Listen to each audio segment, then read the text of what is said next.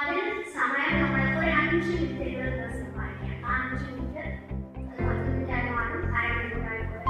അത് നിങ്ങൾക്ക് തരുന്ന കോൺഫിഡൻസ്, നിങ്ങളുടെ ലാംഗ്വേജ്, നിങ്ങളുടെ കോൺഫിഡൻസ്, നിങ്ങളുടെ അറിവ്, ഇതെല്ലാം വർദ്ധിക്കുന്നത് അപാരമായി.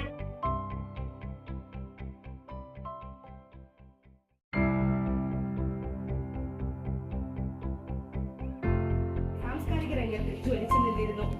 അദ്ദേഹത്തിന്റെ മുഴുവൻ പേര് പൊതുവാൾ നാരായണ പണിക്കർ എന്നാണ്. അദ്ദേഹത്തിന്റെ വാക്കുകളിൽ നാം ഓരോരുത്തരും വായിച്ചു വളരണം, ചിന്തിച്ച് വിവേകം നേടണം എന്നാണ്.